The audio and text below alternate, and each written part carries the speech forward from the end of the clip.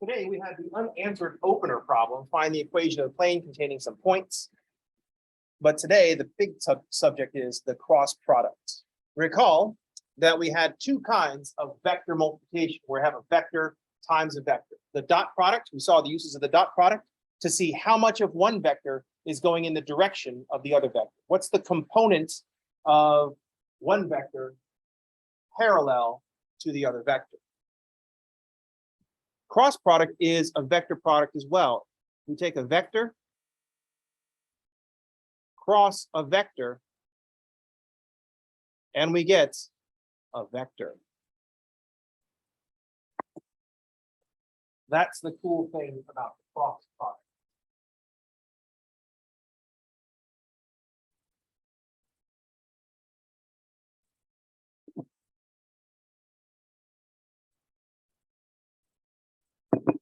The calculation of the cross product is a little bit more involved. So we're going to start with why we care about the cross product first.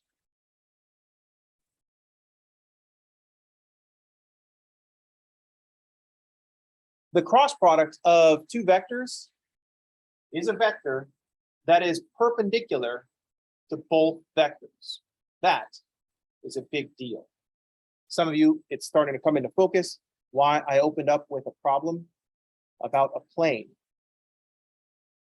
So the cross product of vectors, let's give the vectors names just in case I need them.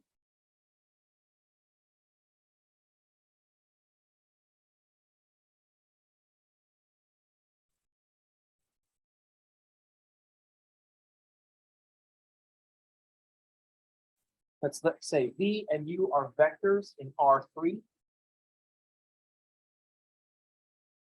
V cross U is a vector that is orthogonal to V and U.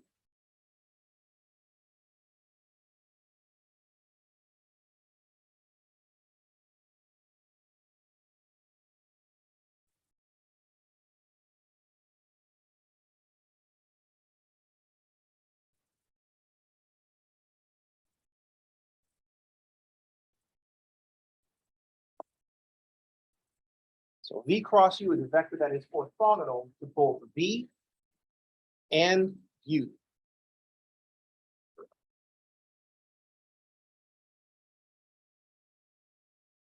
Orthogonal is another word for perpendicular.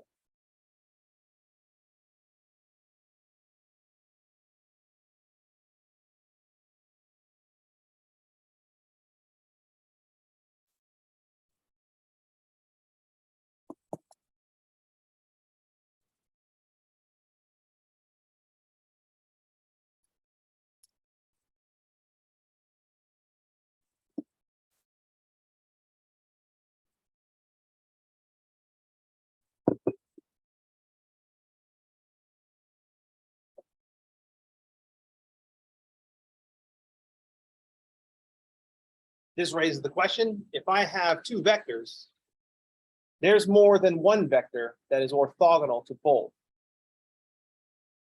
Technically, there's an uncountable infinity, but there's only two directions that's orthogonal to both. So if I have two vectors in the plane of this paper, there are two vectors that are orthogonal to this piece of paper. One vector coming out the paper and another vector going into the paper, -1 times this vector coming out of the paper.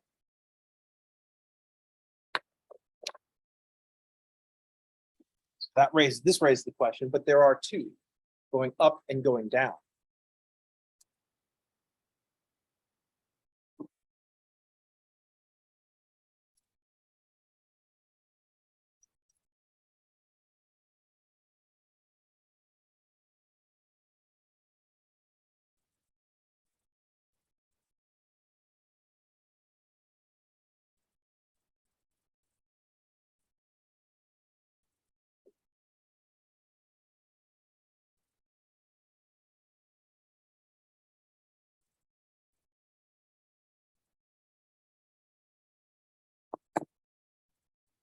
So we might notice that there are two vectors orthogonal to a plane, one going up and the other going down. One is just minus the other.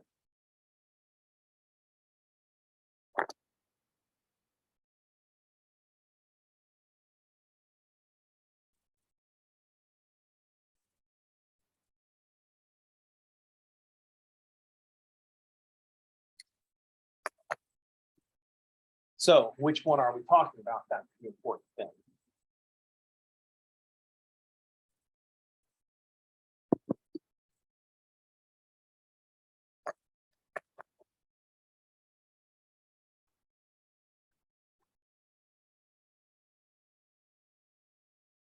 So the direction of V cross U is subject to the right-hand rule.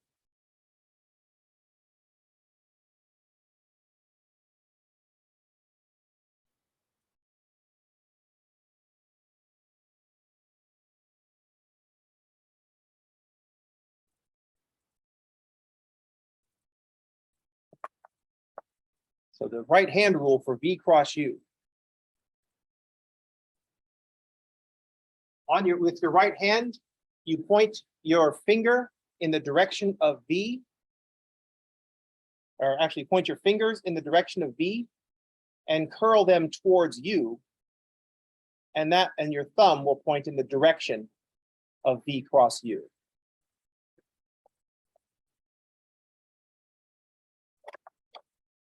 So fingers in the direction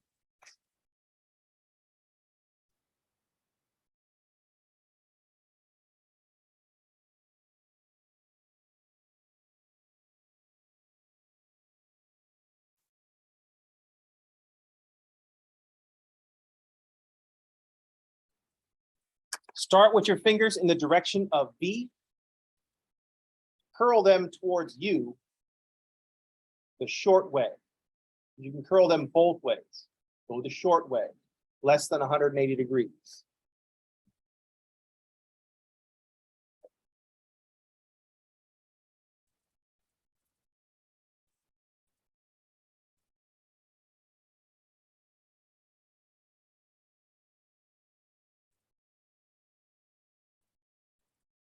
Curl them towards U the short way.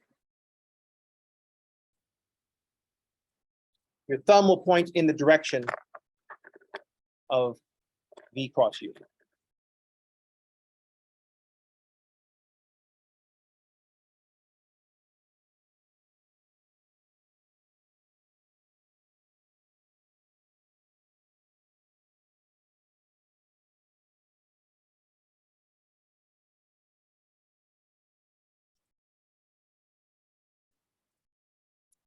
Your thumb will point in the direction of V cross U.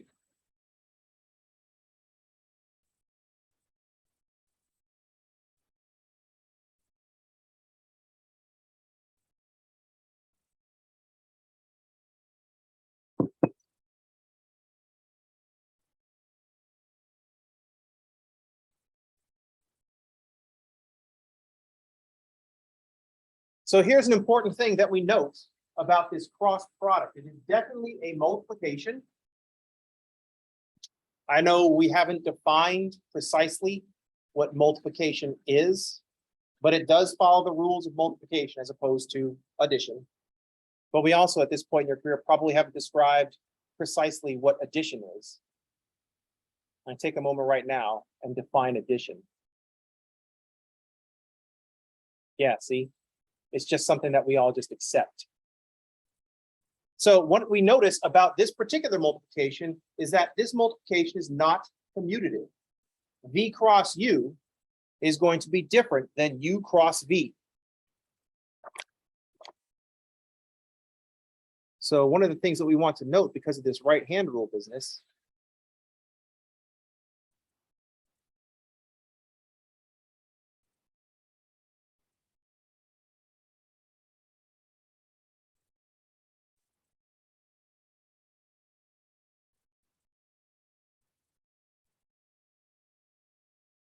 is that the cross product is not commutative. Commutative is just the order.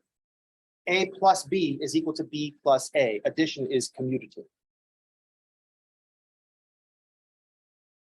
V cross U will be in the opposite direction of U cross V. Imagine putting your fingers in the direction of V and curling them towards U the short way, and that indicates V cross U. But if we switch the order, if we put our fingers in the direction of U and curl them towards V the short way, we go the other way and our thumb is pointing down. So V cross U is going to be -1 times U cross V.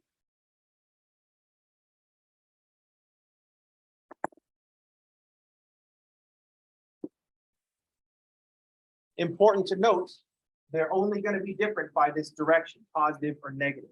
It's still on the same line.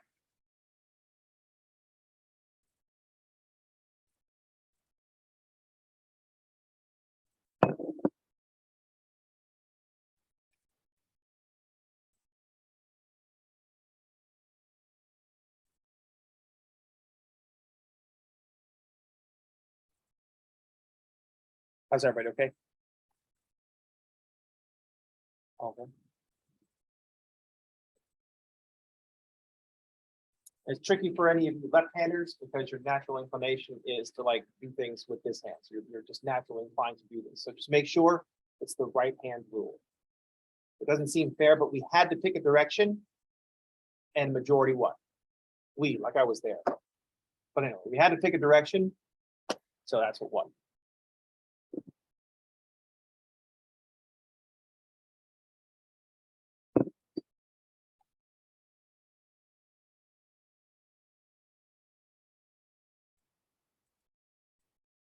How many people here are left-handed?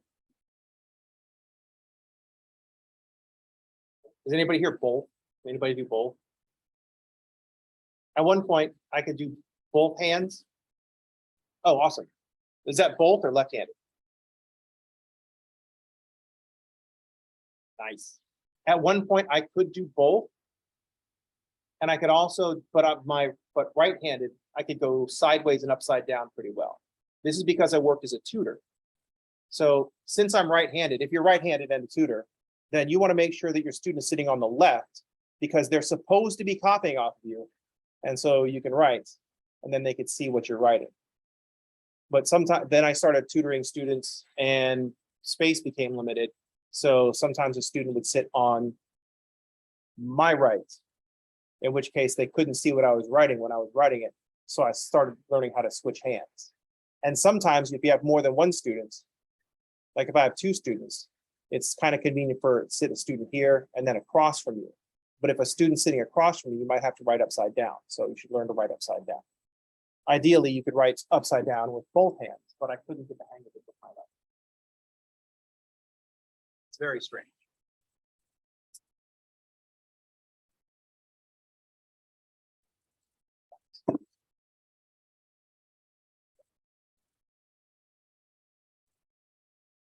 Anybody familiar with a comedian called Dimitri Martin, now that I'm thinking of writing with both hands? Part of his shtick is to bring like a pad of paper up on the stage and he draws stuff and he uses both hands at the same time and he'll draw a picture with both hands at the same time. And I could not get the hang of that. That was just weird. Once I tried to start drawing with both hands, my right hand's like, well, let's go. My left hand's like, well, what the hell are you doing? And they tended to just want to follow. I couldn't make them go kind of just like, I couldn't even make them do opposites. That was pretty hard. My brain was just not wired to do it because I didn't practice enough. So I tend to kind of like start following each other. Yeah, try it. You might have a hidden talent.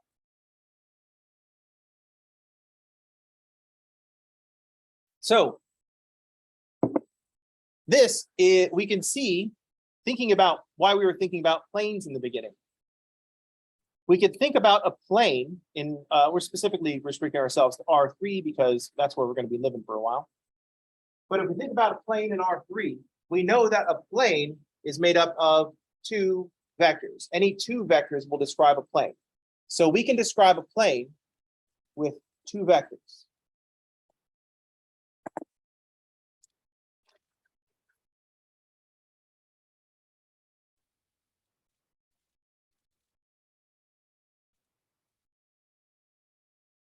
So here's why we might care about this cross-product business. We know that we can describe a plane with 2 vectors.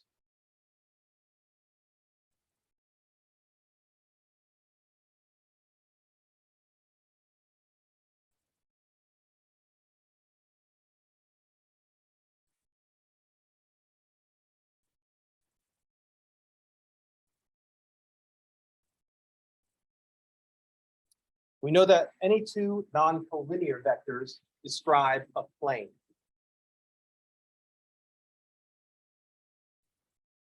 But we can also describe a plane with one vector by saying everything perpendicular to this one vector.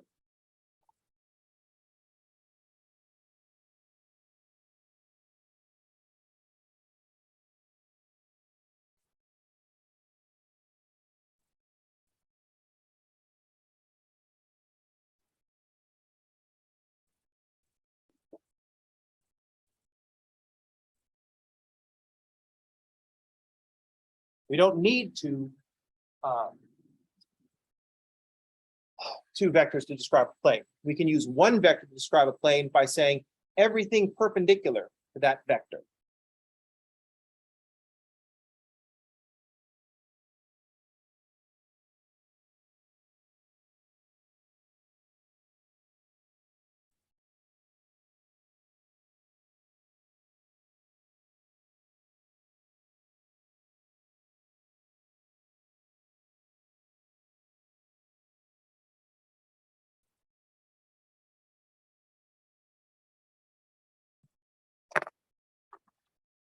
And we want to note when we write perpendicular, we mean orthogonal.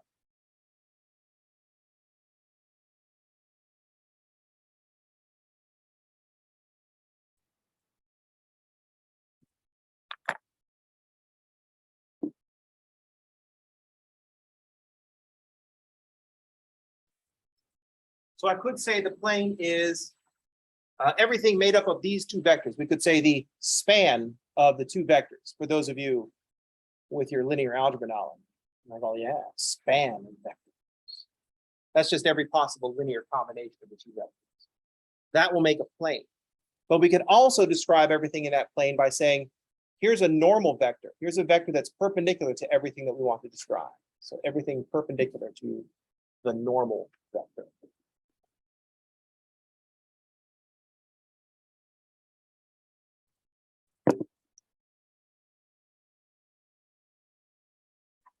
Yes.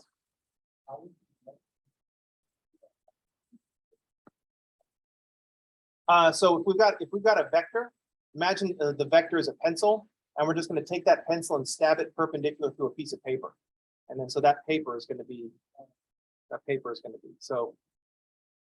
Just like in R2, we don't have a lot of space. We had perpendicular lines. That's all this root space we had for.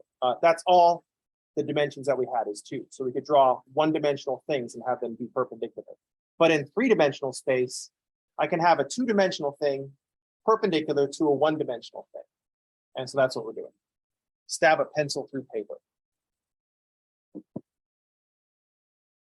Which seems a very American way to describe something. With violence. Stab the paper with a pencil. In Texas, I don't think I would have said stab it with a pencil. I would have said shooting. And then one of the students out, don't you mean shoot it at short range so that we can assume the bullet is flying in a generally linear path? And I'll be like, oh, well, obviously. I don't know. I've actually never been to Texas. I just have like these. I'm surprised that my Texas Instruments calculator doesn't have like a space for a bullet.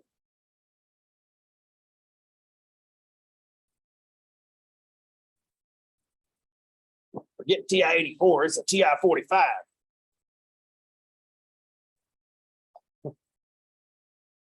All right, so that's not fair to make fun of Texas. It is just a ridiculous place, though. I think Florida takes all the ridiculousness attention away from places like Texas. If you're from Texas, I'm sorry that you're from Texas. I'm just kidding. I'm from California, of all fucking places. So I think my point is there's nowhere that's cool in the world. Everywhere sucks.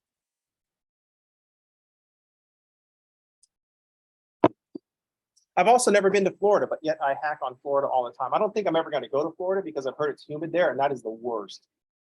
It's hot and your sweat doesn't work. No, that sounds awful.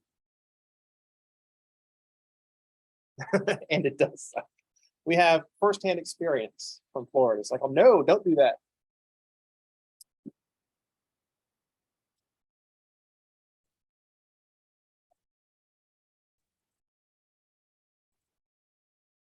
As far as the South goes, I have been to Georgia, not like tourist, it was like on family business, but I've been to Georgia, and I gotta say, the highways there are freaking beautiful. You're driving along, and all you see on either side of the highway is all these trees. Don't look too close, because when you look too close, it's not like a forest on that side of the trees. It's just a row of trees, a couple of rows of trees to make it look like a forest. After that, it's clear cut. But as you're driving along, it's very pretty because you're driving along and just these beautiful green trees flying by.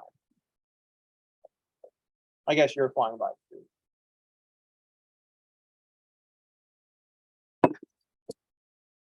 Florida, same. So it's very green. California, everything brown. All right, so we need to talk about calculating the cross product.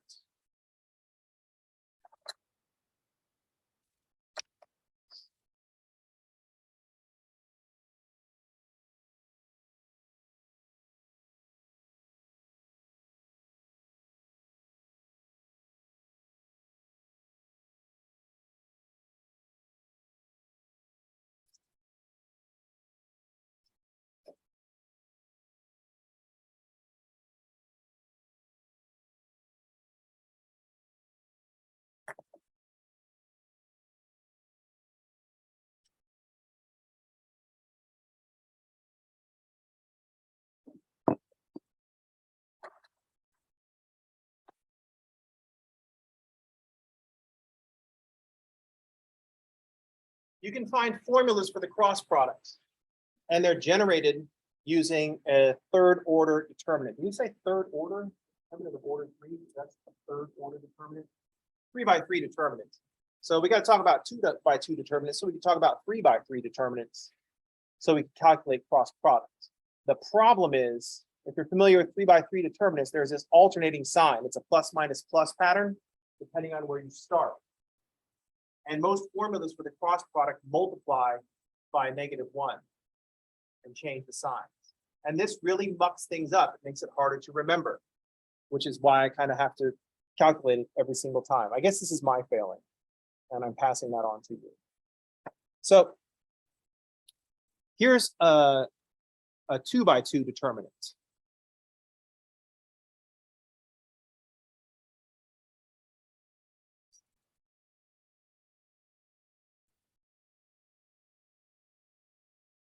So the notation for this is like we make a matrix and we put it in absolute values. So the notation that we use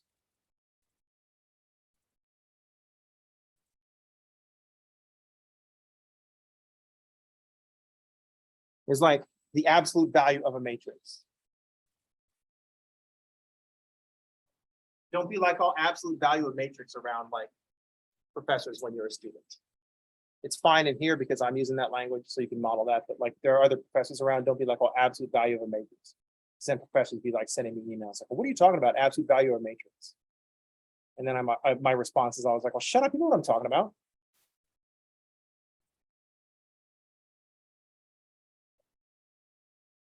So here's how you calculate the determinant of a 2 by 2 matrix. You go A1, B2 minus A2, B1.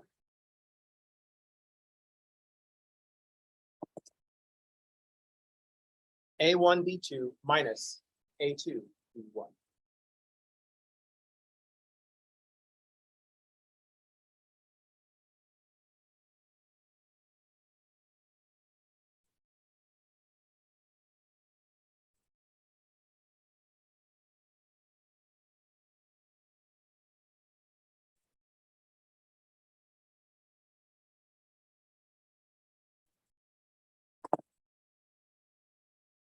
I'm going to use the cross product as context for my 3 by 3 determinants.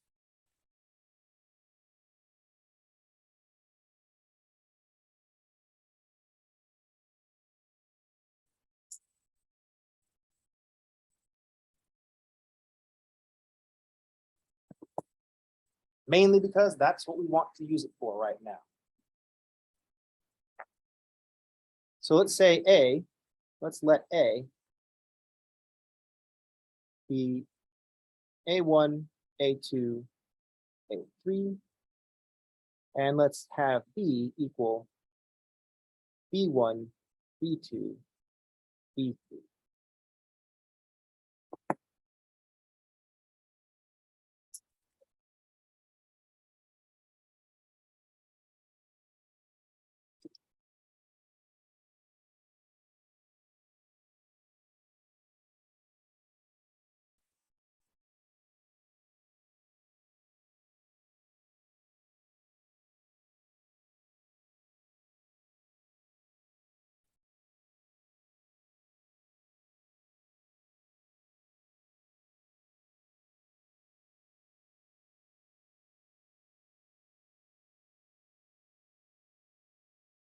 Here's how we set up the cross product of A cross B.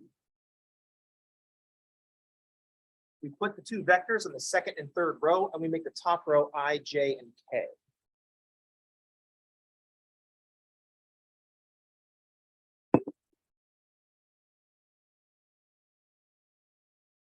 And our plan is to expand across the first row.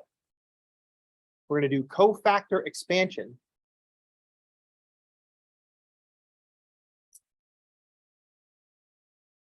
across the first row.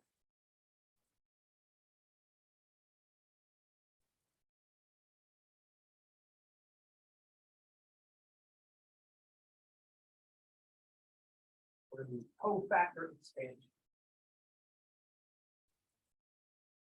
The thing we have to remember about determinants is that we're going to find the cofactor for I, the cofactor for J, and the cofactor for K. We have to remember that when we're calculating determinants, it alternates signs. So this first one is a keep the sign, the second one is a change the sign, and the third one is a keep the sign. So the first one, the cofactor of I is we take out the column and the row containing I, and that is the cofactor of I. So A2, A3, B2, B3.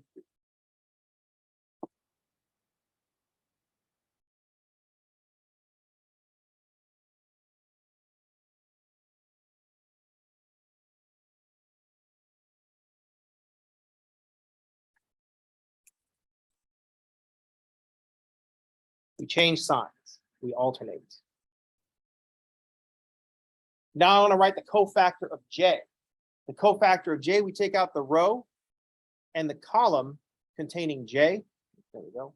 And we have A1, A3, B1, B3.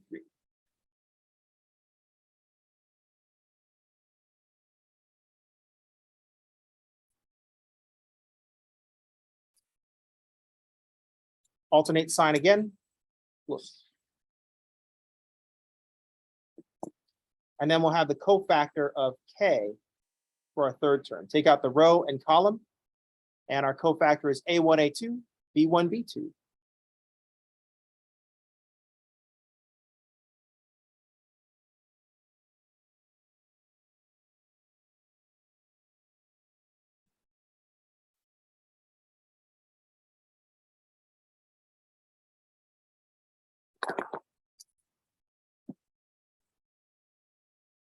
So we get for A cross B, A2, B3 minus A3, B2, I minus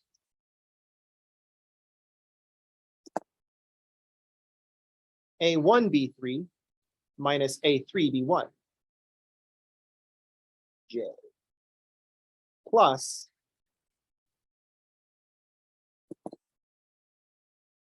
A1, B2 minus A2, B1, K.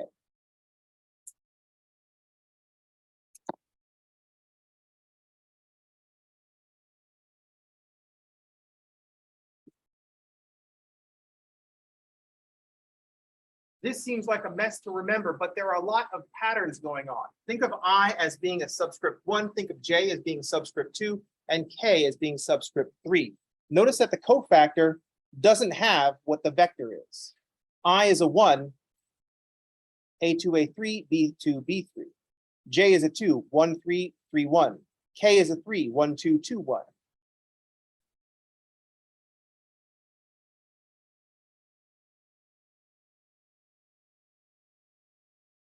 Sometimes you'll see this middle term with the negative multiplied in. I don't know why it bothers me that much, but it does. You might disagree. You might like Leach. Be like, Leach, that is insane that you think it's crazy that people would multiply that negative. It's a negative outside the parentheses. We distribute. And I'm like, oh no, it messes up the whole pattern.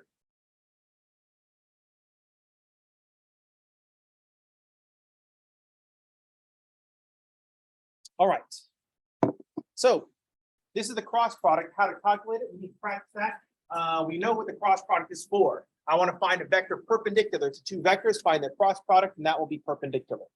That's going to do it for today. I will see you all on Tuesday. Everybody have a good 3-day weekend, and thanks for playing.